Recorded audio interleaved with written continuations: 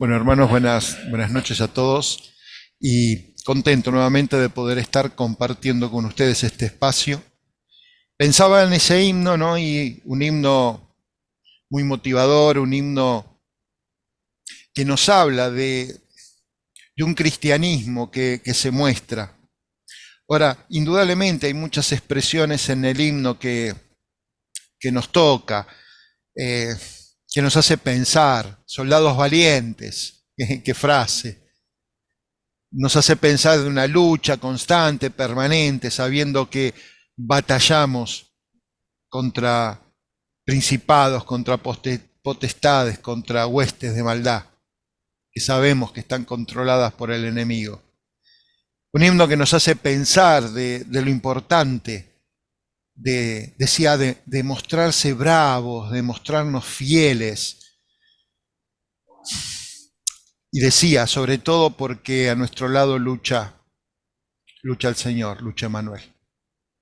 Mientras pensaba en este himno, mi mente voló a Josué capítulo 1, que no son los versículos que hoy me gustaría considerar, pero sí me hace pensar en un marco de referencia. Moisés queda atrás y Josué capítulo 1 tiene unas palabras especiales, Dios, para este siervo que se está levantando, para este hombre que tiene en sus manos la posibilidad de conducir, de guiar, de acompañar a este pueblo. Dice en el verso 7, solamente esfuérzate y sé muy valiente. Ese pedido tiene una meta concreta. El pedido es muy claro, pero la meta es concreta. José, yo te estoy pidiendo que vos te esfuerces y que seas valiente, porque necesito pedirte algo. Que hagas cuidar, dice, para cuidar de hacer conforme a toda la ley que mi siervo Moisés te mandó. Moisés, esta figura tan importante para el pueblo de Israel, pero ya no está más. Y Dios le dice, no te apartes de esta ley, ni a diestra ni a siniestra, es decir, cuídate de mantenerte firme en esta senda. Por pequeña que sea, no te apartes. Y hay una consecuencia para que seas prosperado en todas las cosas que vos emprendas. Dice el verso 8, nunca se apartará de tu boca este libro de la ley, sino que de día y de noche le da una ocupación. Mira, Josué, te aconsejo que de noche y de día pienses en este libro. No solo pienses en este libro, úsalo. No lo apartes de tu boca, que sea parte de tu vida, no solo pensando, sino también permanentemente hablando de él. Medita en él, porque quiero que lo guardes y que hagas conforme a todo lo que está escrito en él. Porque así vas a hacer prosperar tu camino y todo te va a salir bien. Qué garantía, qué promesa de parte de Dios. Y termina el verso 9 y dice, mira que te mando, que te esfuerces y seas valiente, no temas ni desmayes, porque Jehová tu Dios estará contigo donde quiera que vayas. Queridos hermanos, durante mucho tiempo hemos escuchado palabras como estas. Y más allá de la motivación, más allá de las enseñanzas, corremos un riesgo. Corremos el riesgo de pensar que somos nosotros los que nos tenemos que hacer victoriosos. Es cierto que a él le pidió que se esfuerce y que sea valiente, pero muchas veces nos quedamos solo con esa parte. Y tal vez pensamos que somos nosotros los que nos tenemos que esforzar. y los que tenemos que demostrar que somos valientes. Que tenemos que demostrar que las cosas no nos afectan como a otros les afectan. Que a nosotros no nos pega como les pega a los otros. Que somos distintos.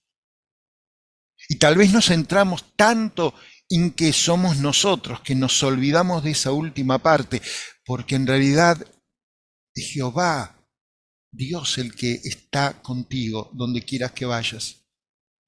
Entonces, abrimos un poco nuestra mente y nos damos cuenta, bueno, entonces no es que soy yo, es porque el Señor está a mi lado.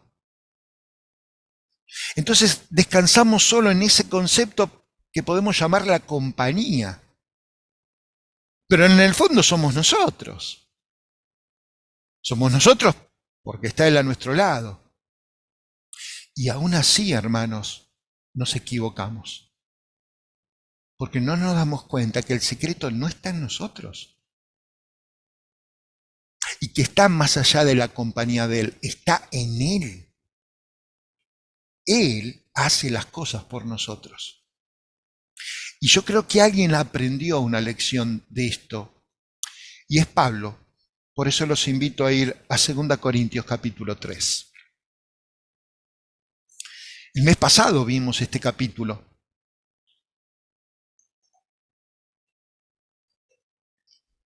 Segunda Corintios capítulo 3. Y vimos precisamente cómo el apóstol Pablo había sido de alguna manera recibido por la iglesia en Corinto y los problemas que él tuvo. Pero cuando sigo leyendo, me doy cuenta que el apóstol Pablo entendió este concepto de ser valiente, este concepto de ser audaz. Y lo vamos a compartir en algunos versículos del capítulo 3. Verso 9. Porque si el ministerio de condenación fue con gloria, mucho más abundará en gloria el ministerio de justificación. Porque aún lo que fue glorioso no es glorioso en este respecto, en comparación con la gloria más eminente.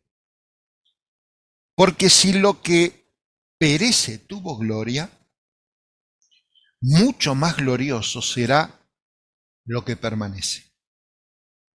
Así que, teniendo tal esperanza, usamos de mucha franqueza.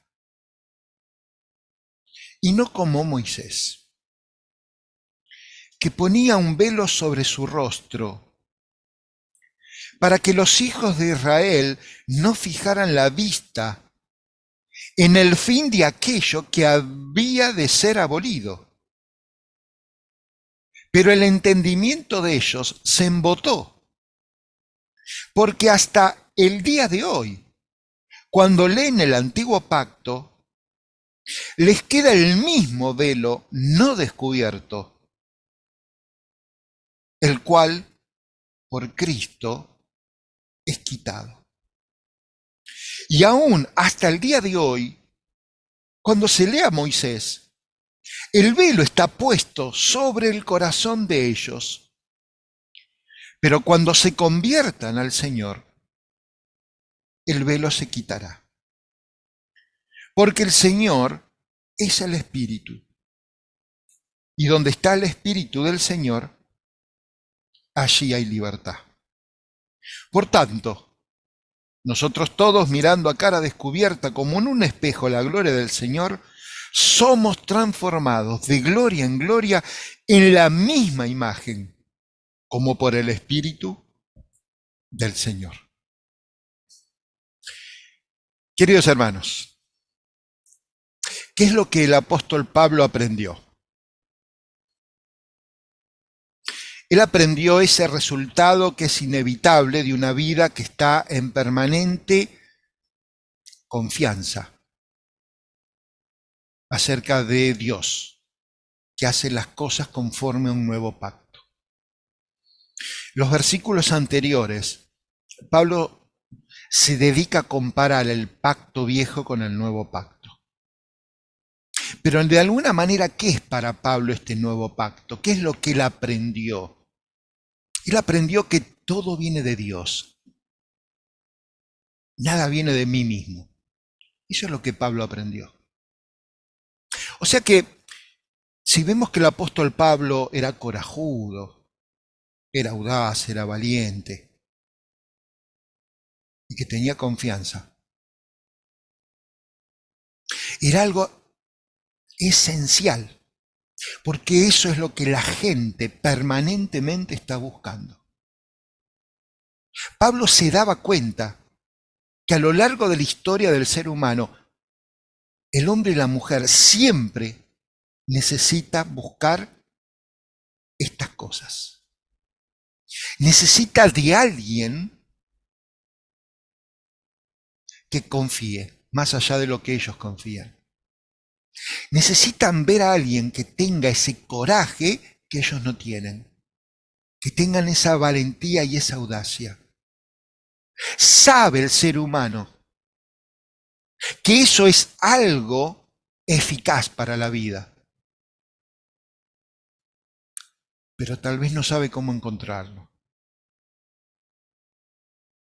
Aquellos que hemos conocido al Señor,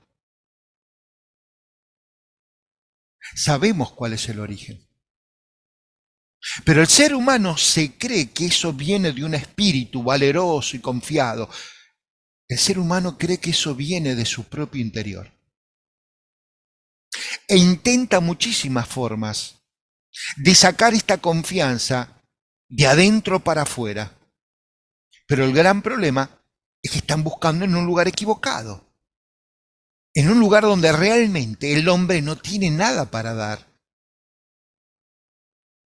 Porque por dentro estamos vacíos. Y por dentro tenemos temor. Y por dentro tenemos dudas. Por lo menos así estábamos cuando fuimos y acudimos al Señor. Hay una forma de valentía y de audacia que pueden y que a veces podemos encontrar en nosotros mismos, pero lamentablemente, hermanos, eso se desvanece muy pronto. Entonces, ¿cuál fue la fuente y el origen de esa valentía que tuvo Pablo? Él lo dice en el versículo 12.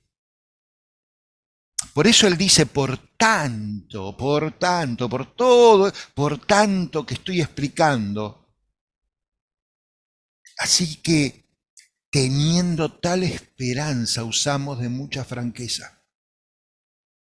Algunas traducciones, en lugar de decir mucha franqueza, dice mucha valentía, dice mucha audacia.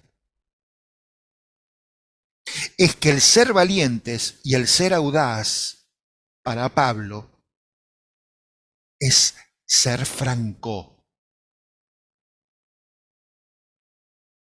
Es decir las cosas como son. Esa es la conclusión final del apóstol Pablo en este discurso final que él tiene con respecto a los dos pactos, porque los dos pactos siguen estando vigentes, dice él. Él está explicando a los de Corinto, miren, mi audacia está afianzada, arraigada, en una esperanza segura, en una convicción que tengo de que Dios está listo para obrar en mí. Dios, no yo. Es Dios. Y todos los que tienen esta confianza, todos los que tienen esta esperanza, se vuelven audaces. Y viene de la franqueza de reconocer nuestra impotencia y de la franqueza de reconocer que seguimos y necesitamos a un Dios que es todopoderoso. Lo mejor que nos puede pasar es que no confiemos en nosotros mismos. Lo mejor que nos puede pasar es que todos nuestros esfuerzos los haga Dios mismo en nosotros y por nosotros. A veces pensamos que haciendo las cosas en el nombre de Dios, estamos haciendo bien. Cuidado, porque se puede estar usando el nombre de Dios y estar haciéndolo en la fuerza de nuestra carne, en la fuerza de nuestro orgullo, en la fuerza de nuestra capacidad. Pero metemos la firma, pero es en el nombre del Señor. Y Pablo tenía en claro que el éxito no dependía de su dedicación, de su celo, de su sabiduría, de su formación, de nada. Entonces, ¿cómo se puede ser audaz? Es Dios quien lo hará. Y sé que puedo confiar, decía Pablo, en que Él no va a fallar. Aunque sí es cierto, Pablo lo experimentó, Dios puede tomar algunas sendas inesperadas para lograr sus fines. Pero hermanos, ese es el concepto de la esperanza. Tener confianza aún en esas situaciones. Y eso es lo que nos va a dar franqueza para afrontar las cosas. Y eso es lo que nos va a hacer ser vistos como valientes, como audaces. ¿Por qué Pablo mete este tema? Porque él no quiere ofender a nadie, pero él lo dice abiertamente. Moisés tuvo miedo. ¿Cómo que Moisés tuvo miedo? Sí. Es lo que Pablo está tratando de explicar. Moisés tuvo miedo porque no actuó con franqueza. Entonces él tiene que explicarles. Porque no los deja ahí, no tira la piedra y esconde la mano. Y él tiene que decir, bueno, ¿por qué pienso esto? Porque no somos como Moisés. Y explica, Moisés se ponía un velo sobre su rostro. ¿Para qué? Para que los israelitas no lo vieran mientras él tenía el resplandor. Y a veces nos quedamos solo con esa explicación, pero esa explicación es incompleta. Y Pablo lo aclara, porque el versículo 13 no termina ahí, mientras veían el resplandor. Dice, mientras veían el resplandor que se desvanecía. ¿Cómo es esto que se desvanecía? Claro, yo no pongo en duda la vida de Moisés, indudablemente fue un hombre de Dios. Aclaro, no quiero después rendir cuentas delante de Moisés cuando lo vea en la presencia de Dios. Pero la verdad es que por lo menos una vez él no fue audaz. ¿Cuándo? Cuando sintió temor y estaba amenazado, se sentía amenazado. Tal vez el Antiguo Testamento no lo revela. Tal vez el Antiguo Testamento no lo muestra así. Pero el relato del Antiguo Testamento se completa con la luz que Dios fue enviando en el Nuevo Testamento.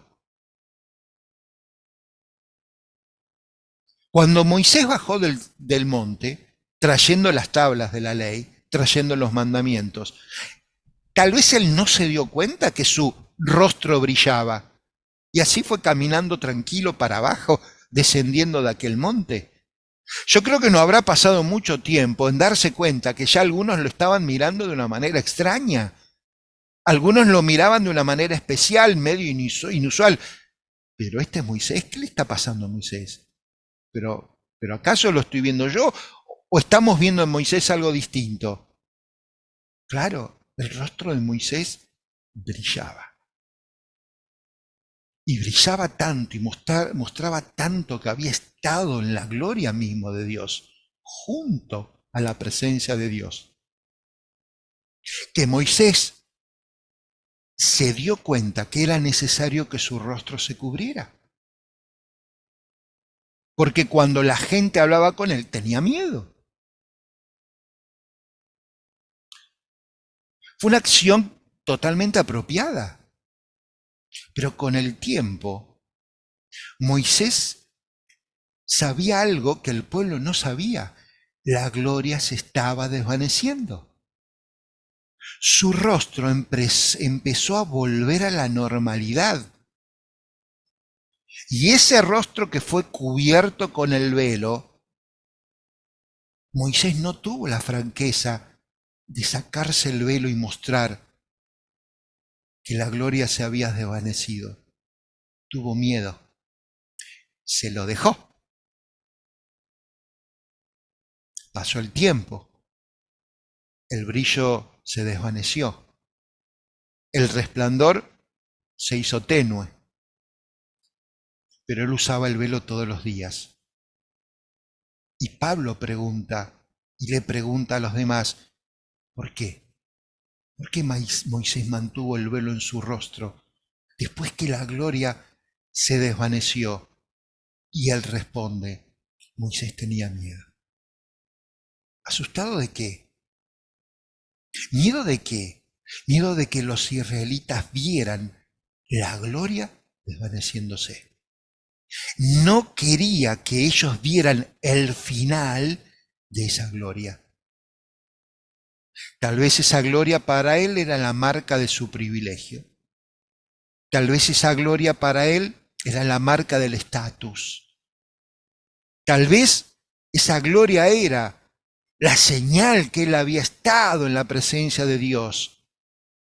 Y tal vez tenía miedo que si ahora su rostro no resplandecía, muchos no se dieran cuenta que él había estado con Dios. Ocultó el hecho de que la gloria se marchitó. ¿Cómo lo ocultó?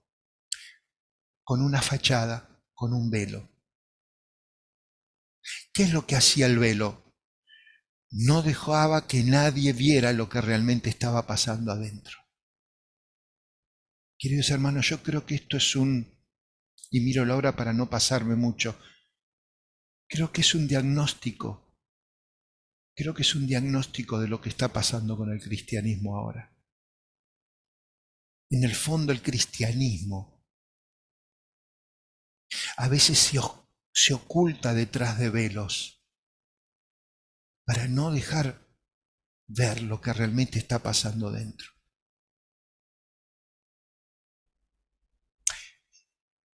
¿Qué velos? Y a veces es el velo del orgullo. Y Pablo lo da a entender. No le toquen a Moisés a los judíos. Para ellos era un símbolo. Era el símbolo de ese pacto. Para ellos era el símbolo de la ley. Pero Pablo dice, pero el entendimiento de ellos se entorpeció. Porque Moisés ya quedó en el pasado. Y Pablo dice, pero hoy siguen ellos teniendo ese mismo velo. Cuando leen las cosas del antiguo pacto, no se dan cuenta que lo siguen mirando a través de un velo. Ese velo no se les ha quitado. Y Pablo dice, porque solo Cristo lo quita. Y miren, dice él, hasta el día de hoy, o sea, presente de Pablo, hasta el día de hoy se lee a Moisés y sus corazones están cubiertos con un velo. Pero cuando alguien va al Señor, dice Pablo, el velo se quita.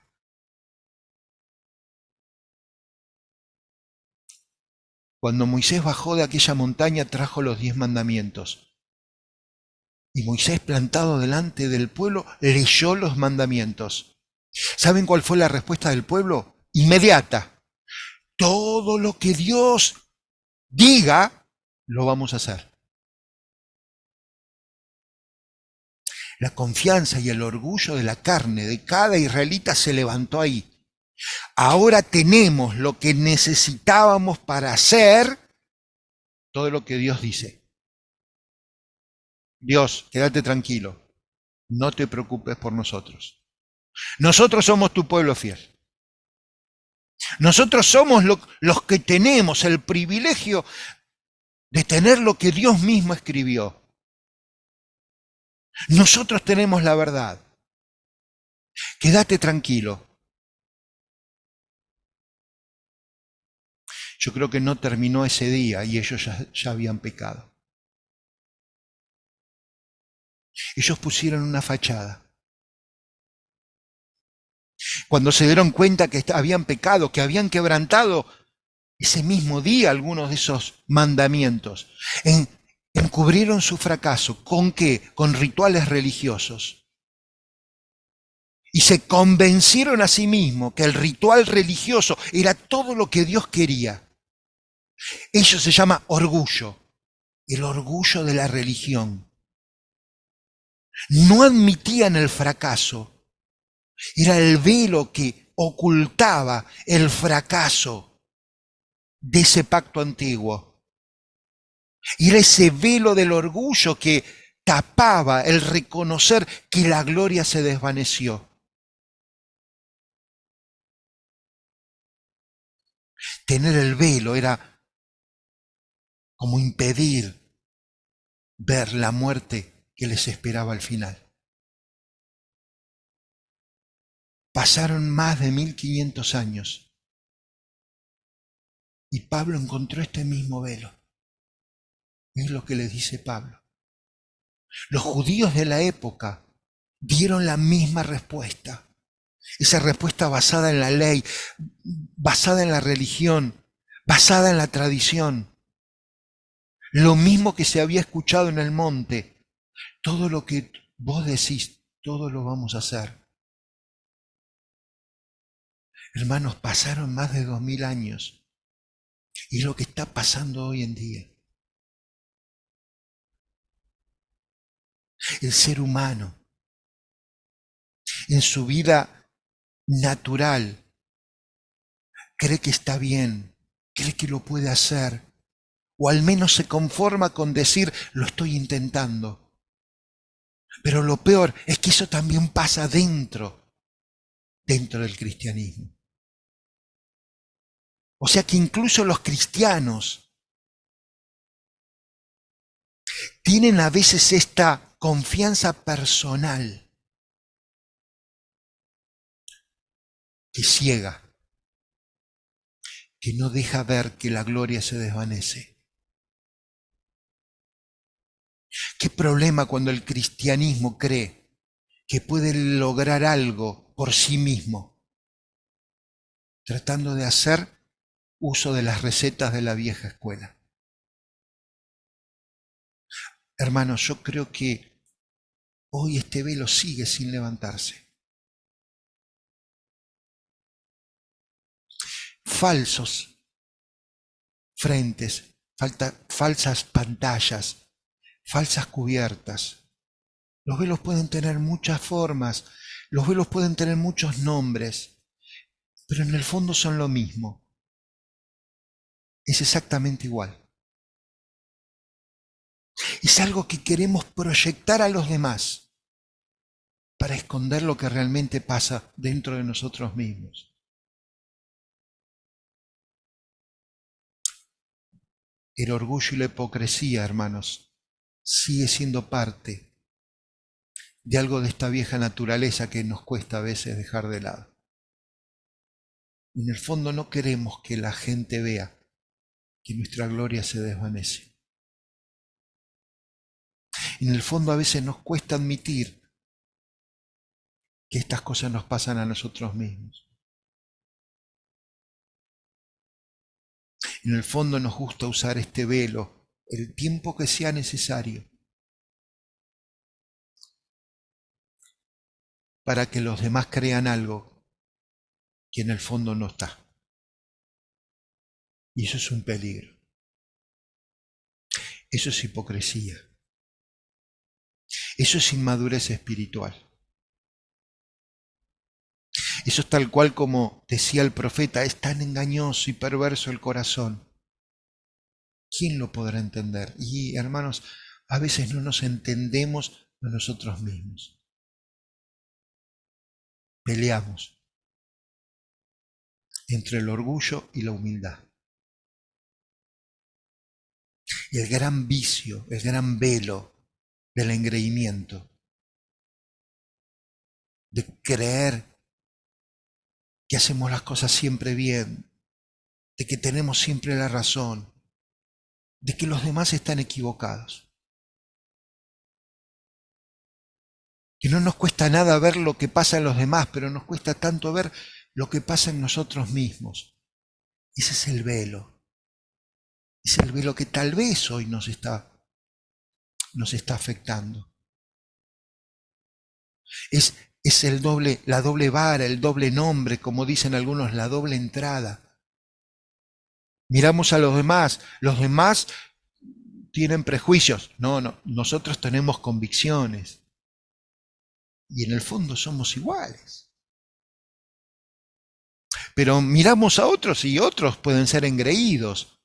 Pero no, lo nuestro es distinto. Nosotros tenemos respeto por nosotros mismos. Miramos a los demás y pensamos, no, los demás pierden los estribos, estallan en cólera, son iracundos. Pero nosotros tenemos una justa indignación. Esa doble vara, ese doble nombre. A mí me gusta de ahora más llamarlo el velo que yo a veces uso, para que los demás no vean que algo me está pasando. También el velo de la falsa modestia. Y sí, puede ser un velo. Solo yo vivo y trato de servir al Señor a mi manera, humilde. Y cuando decimos eso, en el fondo es porque tenemos un orgullo terrible. Cualquier grado de hipocresía piadosa que podamos tener es un claro indicio del orgullo que puede haber en nuestra vida. Los velos que usamos a veces pueden tener nombres diferentes. La justicia propia. Justicia propia. Los fariseos eran así, los que estaban alrededor de Pablo. La justicia propia de ellos. Él los expuso, el Señor los expuso como adúlteros. Y él prefería comer con pecadores, con publicanos, con ladrones. Y decirles que ellos van a entrar al reino de los cielos y ustedes no. ¿Por qué? Por la justicia propia. Hermanos, que el Señor nos ayude, hermanos, a mirarnos delante del espejo, a cara descubierta, para sentirnos identificados con la gloria del Señor y no tapados con la sensibilidad o la susceptibilidad. A veces nos gusta usar ese velo. Sí, el velo de que todo nos afecta.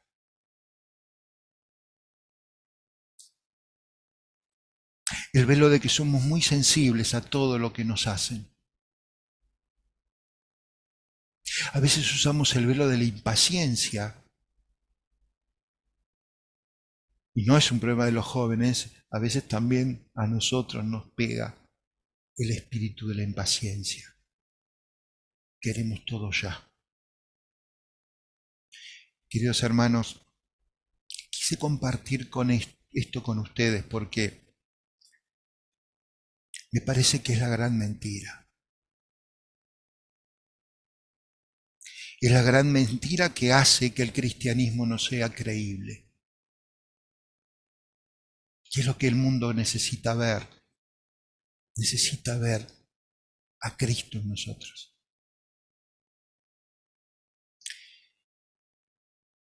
Y si nos ven llorar, y si nos ven pasar por una prueba, quieren ver a Cristo en medio de esa prueba. Yo creo que si el Señor nos ayuda con su Santo Espíritu y admitimos nuestra insuficiencia, podemos tener la suficiencia de Dios. Y todo lo que buscamos en vano producir por nosotros mismos, la confianza, el éxito, el impacto, el gustar, la realidad ideal, la integridad,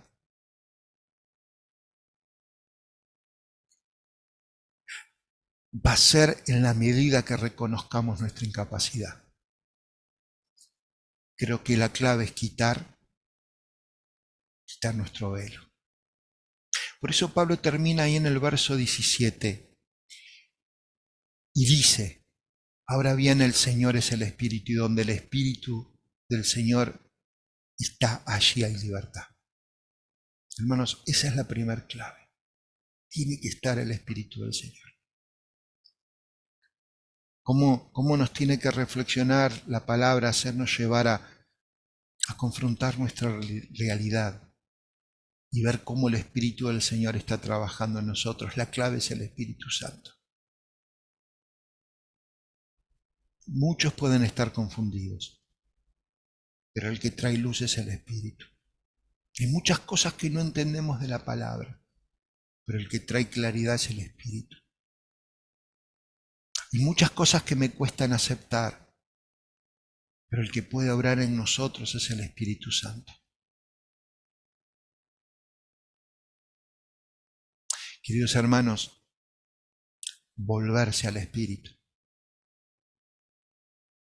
Volverse a la palabra para que la palabra hable en nosotros, iluminada por el Espíritu Santo. Tener fe en esa palabra, como decía el himno que hoy escuchamos. Queremos plantar batalla y plantar banderas, pero queremos entender que estamos en la carne y estamos peleando.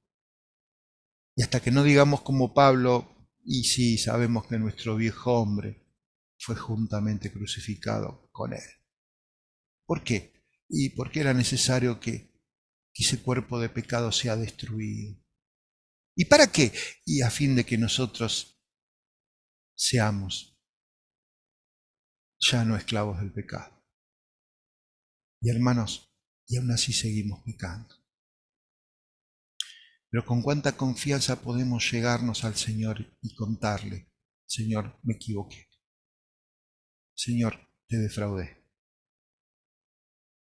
Como escuchábamos hoy en la oración, que no haya en nuestras vidas cosas que sean impedimento. Porque Pablo decía ahí en Romanos: pero si por el Espíritu hacéis morir las obras de la carne, entonces van a vivir. Y vamos a vivir esa vida que realmente Cristo quiere que vivamos. Hermanos, el velo hay que dejarlo de lado. Si nos volvemos al Señor, si nos dejamos guiar por el Espíritu, vamos a ser libres para vivir un cristianismo distinto que el mundo desee y quiera tener lo mismo que tenemos nosotros en él. Que el Señor nos ayude, hermanos. A Él sea la gloria. Amén.